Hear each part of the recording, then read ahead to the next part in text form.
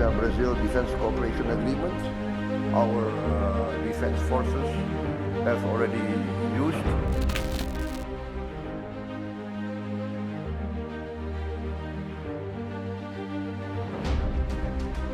Halo Sobat Kabar Harian. Kali ini dunia pertahanan internasional mendadak ikut joget samba setelah Indonesia dan Brazil resmi sepakat menjalin kerjasama strategis dalam pengembangan teknologi rudal dan kapal selam.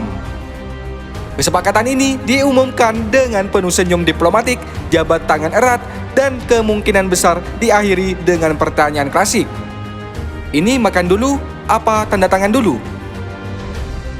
Kerjasama ini menandai babak baru hubungan dua negara besar di belahan selatan dunia yang sama-sama punya laut luas, hutan lebat, dan kecintaan mendalam pada sepak bola. Bedanya, satu suka nasi goreng, satu lagi feijoada.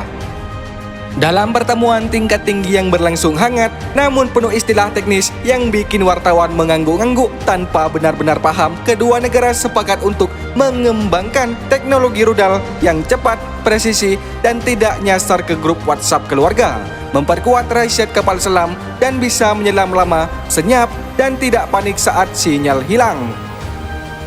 Seorang pejabat Indonesia menyebutkan kerjasama ini sebagai langkah strategis penting dalam proyek rudal. Bersama ini, para insinyur Indonesia dan Brazil akan duduk satu meja, membuka laptop, lalu bertanya hal yang paling penting dalam riset pertahanan modern. Teknologi rudal yang dikembangkan disebut akan fokus pada ketahanan, presisi, dan interoperabilitas, yang artinya rudal ini bisa kerjasama tim dengan sistem lain, tidak egois, dan tidak minta spotlight sendiri.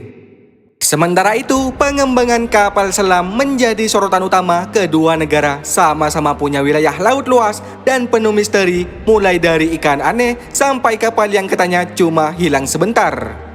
Kapal selam hasil kolaborasi ini diharapkan lebih senyap dari tetangga yang nyetel musik 2 jam pagi, lebih tahan lama dari baterai ponsel, dan lebih andal saat menyelam dalam tanpa drama. Insinyur Brazil membawa pengalaman teknologi maritim kelas dunia, sementara Indonesia menyumbang pengetahuan geografis, laut tropis, dan kemampuan bertahan hidup di segala kondisi termasuk rapat yang molor. Para analis menyebutkan kerjasama ini sebagai contoh nyata kolaborasi negara berkembang yang ingin mandiri di bidang pertahanan, yang artinya tidak selalu harus beli, tapi juga bisa bikin sendiri dengan rasa lokal. Ini bukan cuma soal senjata, kata seorang pengamat, ini soal kemandirian, teknologi, dan membuktikan bahwa negara selatan juga bisa serius sambil tetap santai. Kabar baiknya, meski kerjasama ini menyangkut rudal dan kapal selam, kedua negara sepakat tidak akan mencampur adukan urusan pertahanan dengan sepak bola. Jadi, kalau Indonesia dan Brazil bertemu di lapangan hijau, itu tetap soal gol, bukan soal teknologi militer. Kesepakatan Indonesia dan Brazil ini menunjukkan bahwa isu pertahanan tidak selalu harus kaku dan menegangkan.